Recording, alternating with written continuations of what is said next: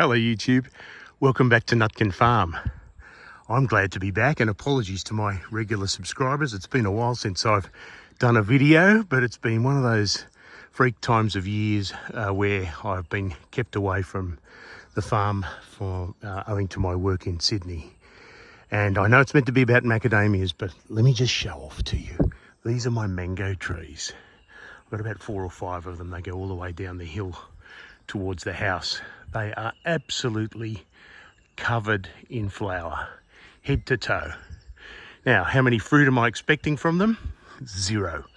Why? Because it rained, and mango is so sensitive to rain, and unless you really dope them up with fungicide, which I'm just not going to do, you just get unlucky if there's rain at the wrong time, particularly when the flowers are fully out, and you just get no crop, or a few mangoes which aren't really worth it.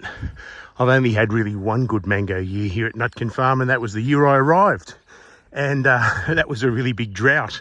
It didn't rain the entirety of spring. The mango trees loved that, and put on hundreds and hundreds of mangoes that it had probably been waiting many years to do. So lots of pent-up demand for fruiting, and I had more mangoes than I could shake a stick at.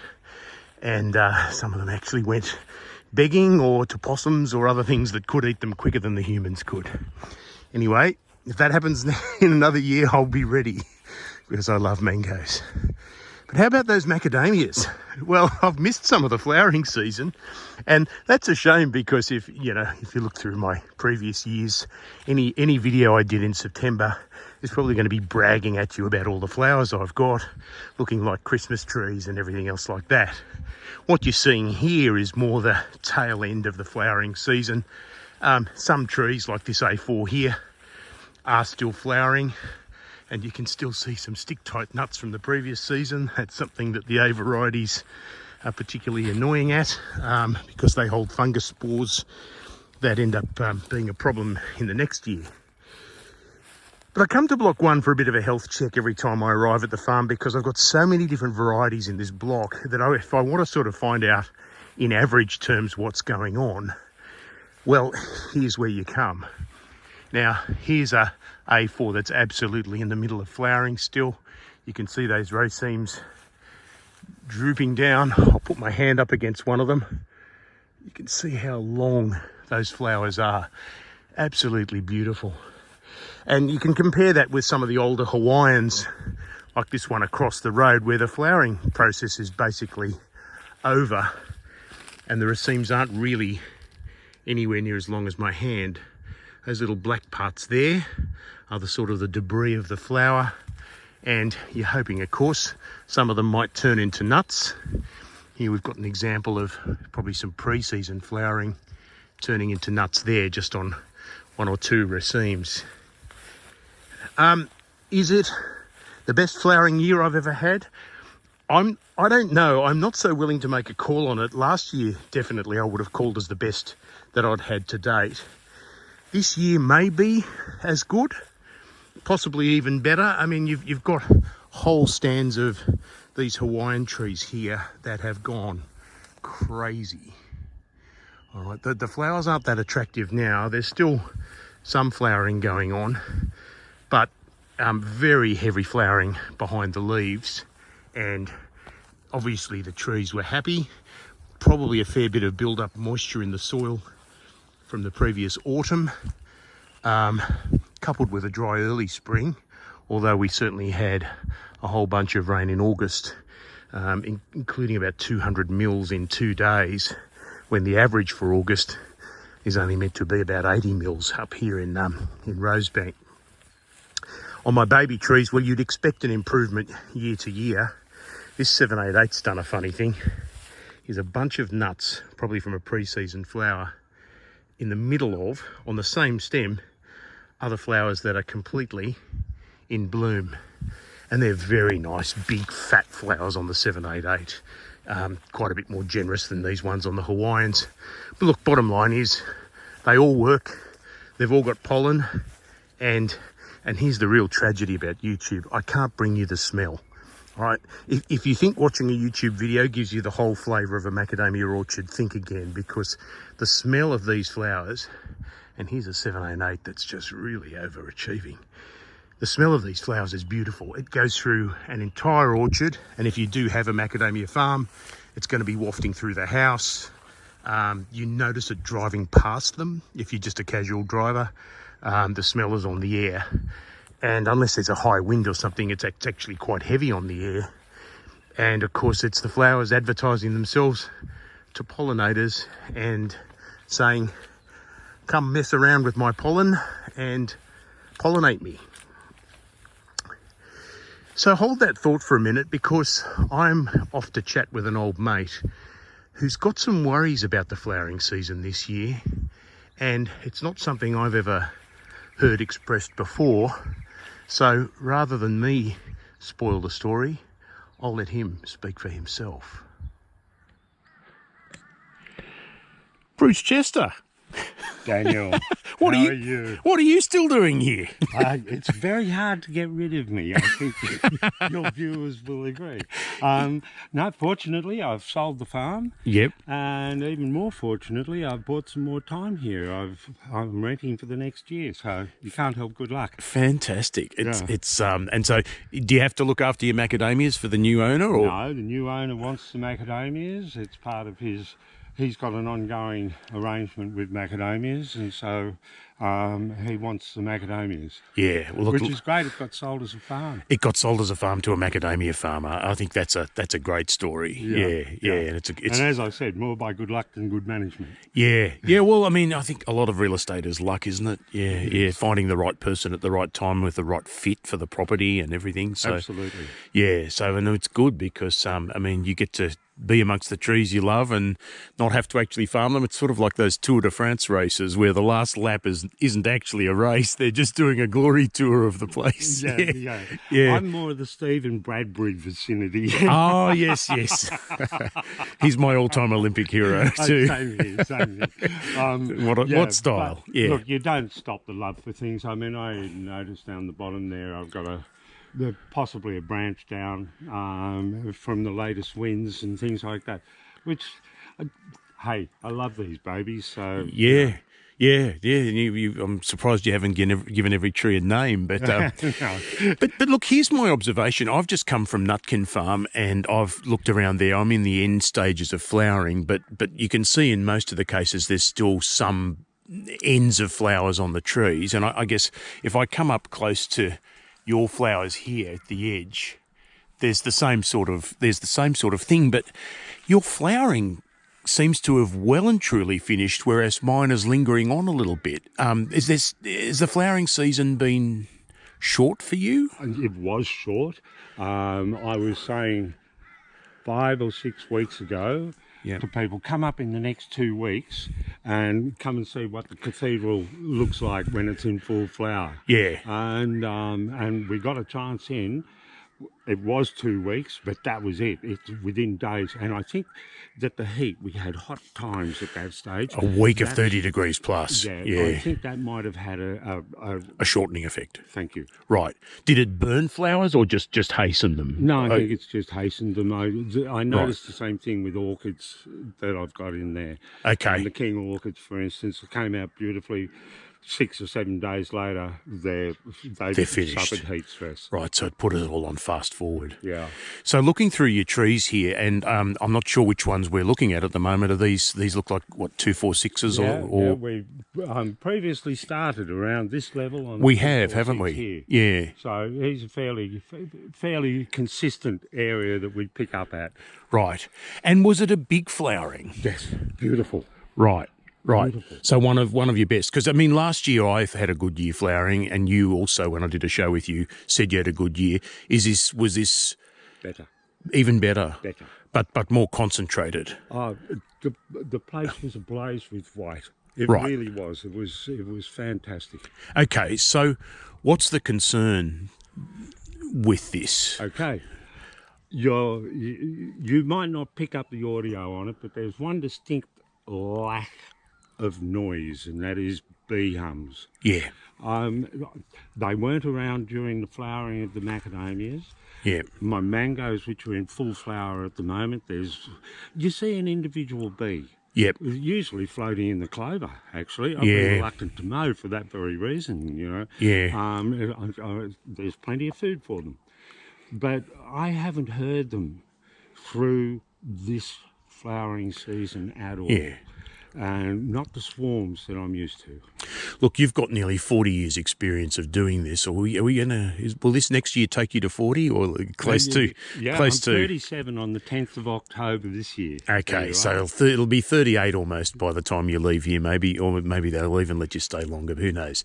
But if we take those years of experience, I mean, and I know from my limited experience that when the flower is fully out on a macadamia orchard and the place is white, so you've got Christmas tree stage, Yeah. I will always hear a hum of it, which is a chorus of millions of bees. It really is. In the orchard. And while I don't see many of them on individual flowers, you hear an enormous swarm of... That's the key. Yeah, but that's gone. That wasn't there this year. No, Yeah. not for a second.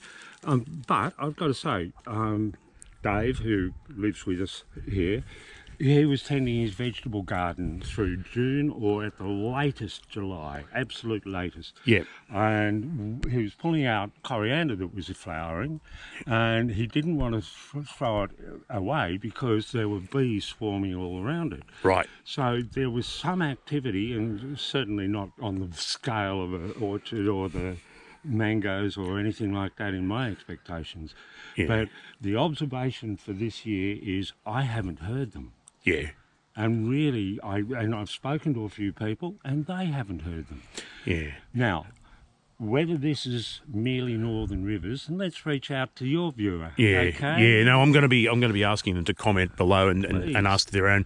And look, there's people in Bundaberg as well, which could be a completely different kettle of fish. And I have, since you first raised it with me on the phone, I did do some asking around myself, but I'll come to that. But your own experience obviously is there's no big hum when all these flowers were out. Nothing. You wouldn't expect to see bees now with the sort of decaying flowers we see here. There's really nothing for them, is there? No, there's no food for them at this stage. Not on a brown flower. No. Yeah. But out over the hill, where you've got all the mangoes and the avocados in full flower, Also no bees. no sound. Yeah, No sound. yeah.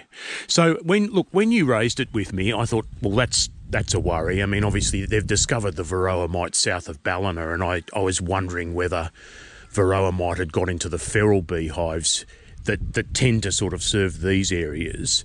And I mean, they all say, and they warn us, that once varroa hits the feral hives, there's no saving them because you can't clean those hives, you can't do all those high-tech things to wash them out, and so the hives just die. And of course, I don't want to spread any conspiracy theories or scare or anything like that, but in your 37 years, have you seen a season without that hum of bees? No, I don't. I'm not aware of any season without the hum of bees, and it's not just orchard products, it's around the house with the things. Yeah, You've got your rose garden in Sydney, for instance. But 2019 would have been a bad bee year in the sense it was so much drought, right? It was the driest in 42 years or something like that. That's when I arrived at Nutkin. I must admit I wasn't watching the bees specifically, but surely, I mean, I did notice bees around the place. But even then you would have heard a hum of bees? Well, just to testify for that, Yeah. okay, 2020 I got my big crop of 7.8 tonne. Yeah, and I got a big crop too, so something pollinated it. Let's just, yeah. And if they reckon it's 80% odd pollination with bees, which is 80 to 90% they say is European honeybees. So that's the traditional thinking.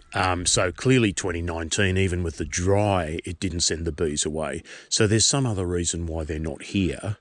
there are going to be probably several contributing factors. I think that's the best way to look at it. Yeah. Let's call varroa mite to a point. Yeah. Okay, as being a contributing factor, but not the reason for. I suppose I'm just expressing we're speculating, an alert rather really. than an alarm. But who knows? It's out of pattern. Yeah. It really is. I mean, you've had bits of pollination because, I mean, just over here I can see a couple of nutlets on one of your racemes.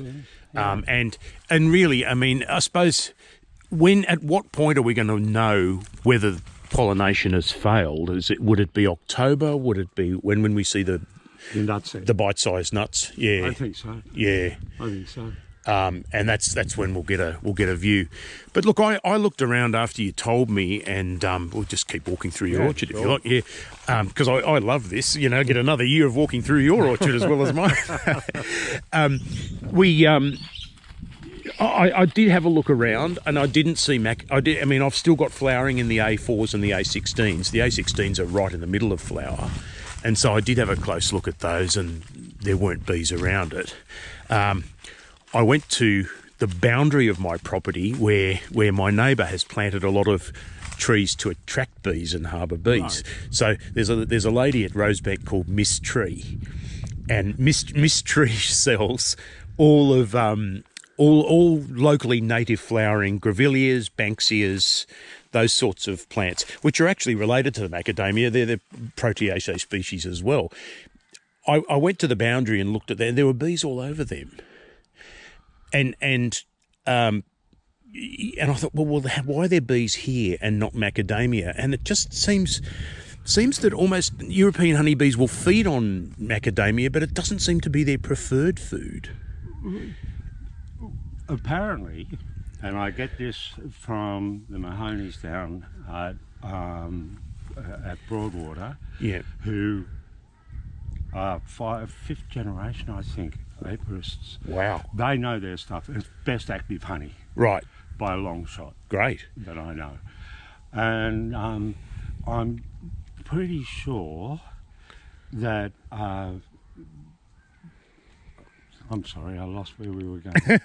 Well, they're fifth generation apiarists. So, but I mean, are they still keeping bees? Oh yeah. Okay, well that's good. Yeah. But yeah, when I planted what I like to call a windbreak, it was callistemons, and grevilleas, and melaleucas, and I got 54 odd over 9 varieties. Yeah.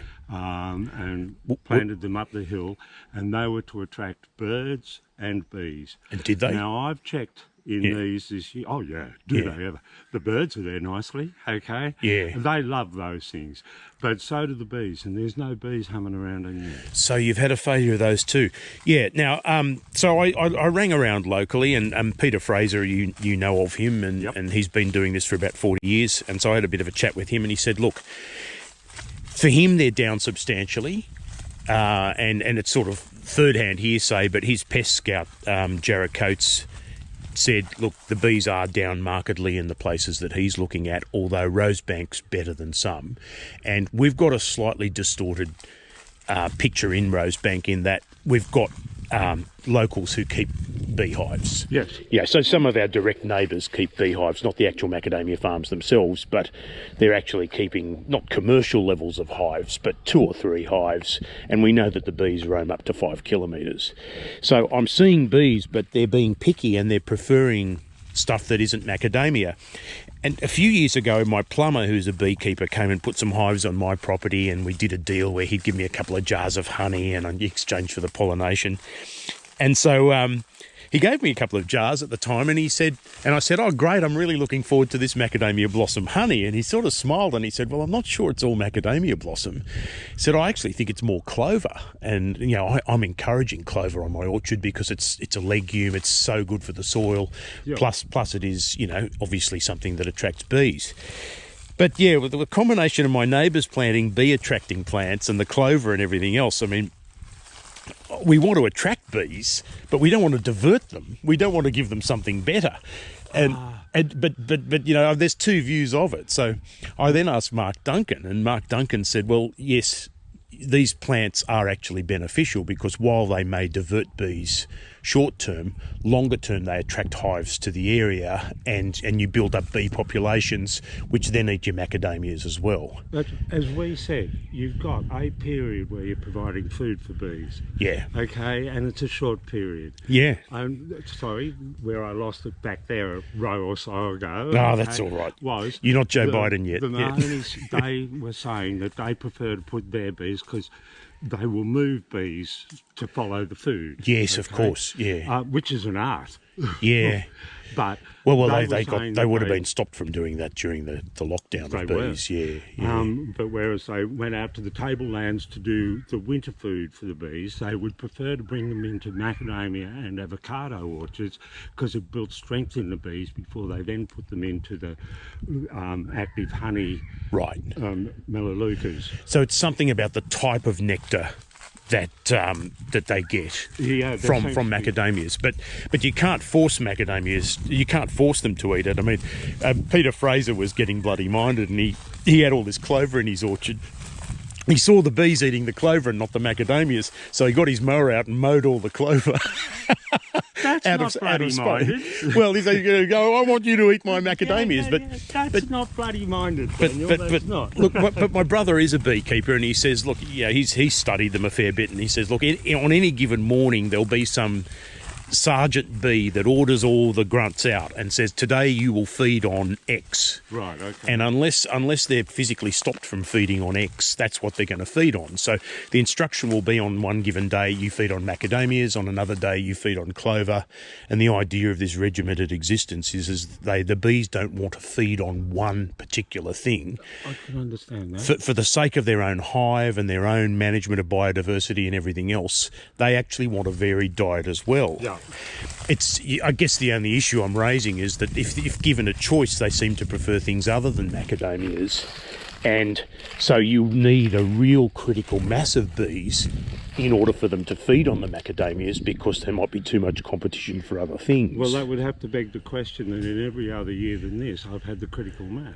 Yeah. Okay, so the question is, when we lose critical mass of bees, if that's what's happened, and the bees that are there don't really work on the macadamias because they've got plenty of other things to feed on, are we in a sort of perilous situation? And then what do we do about that?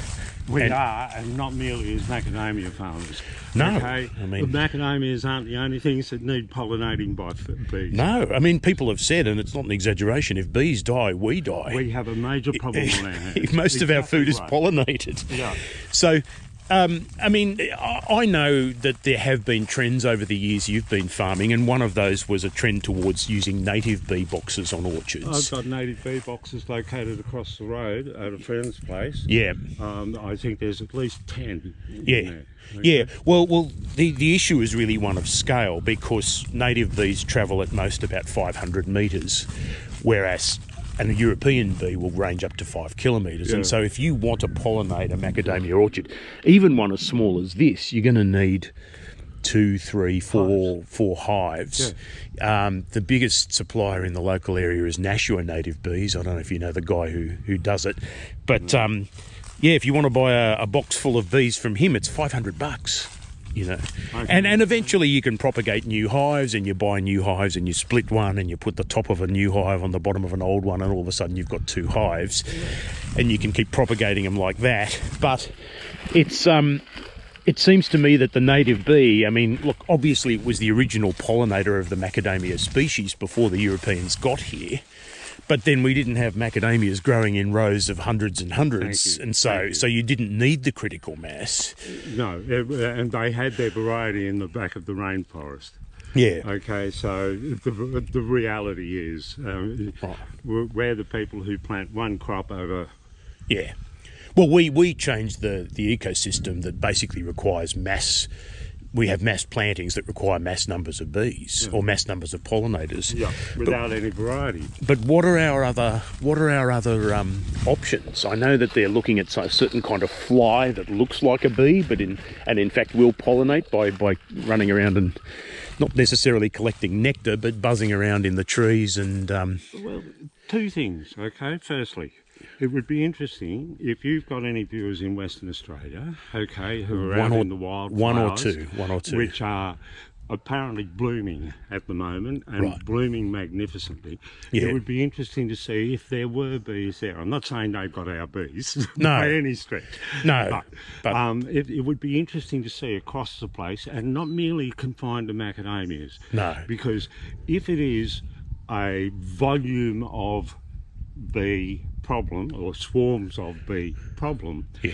then we have a bigger problem on our hands. Yeah. And it's not just cane toads. I understand that bees are a delicacy for cane toads. oh, they can't consume that many of them, surely. Thanks. Yeah, It's you not, think, I mean, and there's... haven't seen a physical rise in the number of cane toads around. No, before. I've seen one or two, but that's about it One so or far this two spring. Yeah.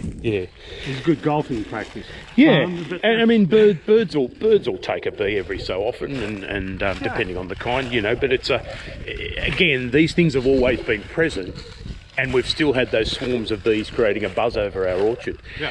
And so some other feedback. Well, I mean, look, Peter Fraser reckons they're down, but according to his agronomist, their Rosebank's got it fairly good. But he's shrugging his shoulders because he sees the bee numbers down. Nick Savage says bee numbers are quite down, and he said, yes, come to think of it, he hasn't heard the hum of bees over the orchard this season. And we're all speculating whether it's Varroa or something else, but I'm just really presenting the info saying the bees do seem to be relatively absent this and I'm season. going to go too. Please don't pick on one cause only. No, Okay. no, I think there'd have to be Contributing multiple. factors are probably the best way of looking at it. Yeah, I mean, look, there've been some bulldozed macadamia orchards as well, so there's been a little bit less food, but that to me wouldn't explain an absence of swarms where there is food. Not for a second. Yeah, so that doesn't seem to be the answer either. I guess though the question will be answered sooner or later. Were the bees there in some capacity that all of us happened to not notice? But every experienced person I've rung since you raised that with me has said, yes, this year has been a bad year for bees, and there is some worry that there's going to be some anxious looking in trees come October, I suspect, where people are going to be looking up and going, well, look, have we got any actual nutset here? And we're just macadamias in northern New South Wales. Yeah. There's a big world out there. Yeah. And I'd really like to find out whether, if your video can help it, okay. Well, I'm intrigued. if it just raises the issue and someone qualified takes a look, that I'd be happy if it triggered that. But look, one thing Peter said, and Peter Fraser's not very pessimistic about it. He seems to think it'll be okay. He's seen the numbers, and he knows the science in terms of what's supposed to pollinate macadamias. He's still a half believer in the wind doing some pollinating. I believe it. It's been debunked supposedly, but there are still people who say, well, look, if there's a strong wind blowing through macadamia trees, the pollen's a little bit loose on those flowers anyway. Can't the wind blow some pollen into other trees and then cross-pollinate that way? It just seems logical to me. We've even broached my belief that wind, birds, there are so many insect pollinators, etc., etc. Yeah. But bees are, without any doubt, they're what we see as the main pollination conduit. Well, we know why. They target the flower. They're actually in on the physical flower. Here, have a look at these, Bruce. You've got a full raceme of baby nuts here. So here's something that's completely pollinated. Off raceme after raceme. Do you know what variety this is? Is this just a happy 246 at the edge of the orchard, or? I think they basically planted the 246s around, although that one's got more the structure of a 344 and this one more the structure of a 246. So there might be a couple of both. But let me also emphasise, Daniel, we're in the wind. Yes. Okay, whereas it's not as wind-free or wind available sitting in there. Well, maybe they really need to take a second look at this, because, I mean, the studies they did on wind pollination are now a little bit old, and I don't know whether they've got a way of sort of testing wind pollination in a really accurate way that they didn't have before. Maybe they do.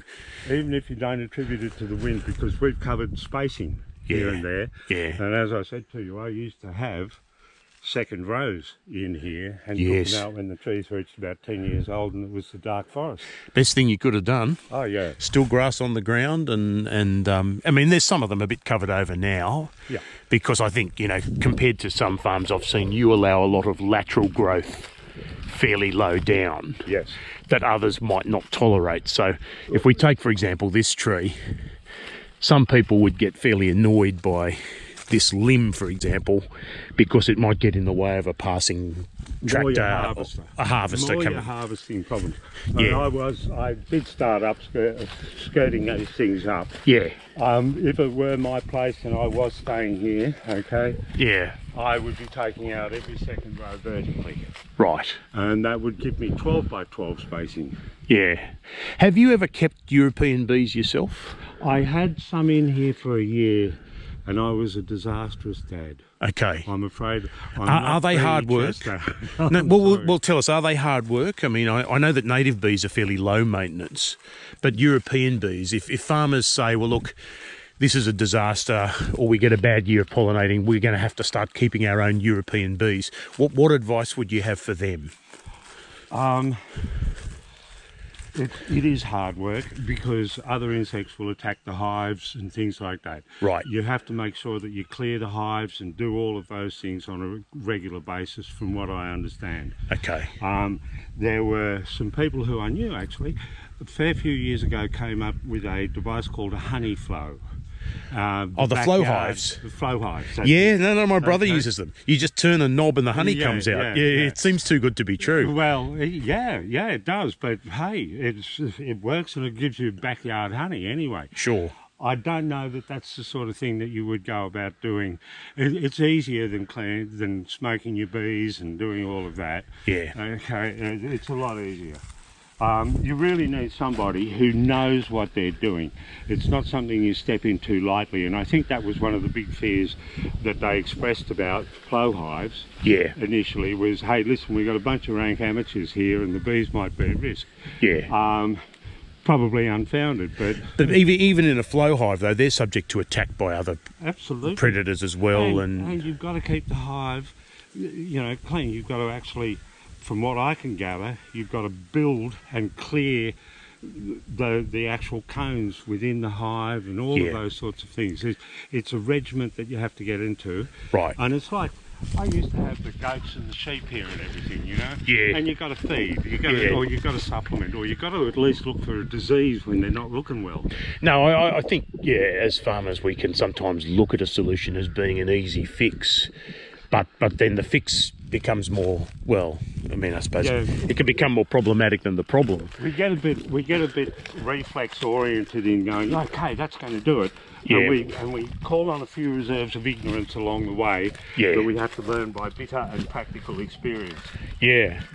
So, Bruce, I think it's going to be a question of watch this space and see what sort of nuts do develop on the trees as a result of this year's flowering season.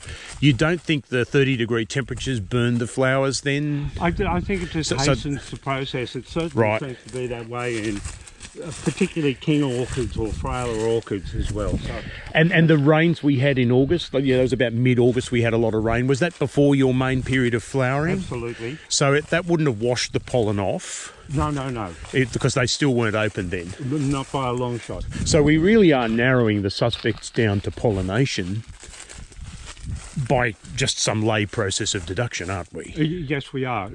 It's only an observation, and who knows? Once again, I call on vast reserves of ignorance, but I can't hear and I can't see.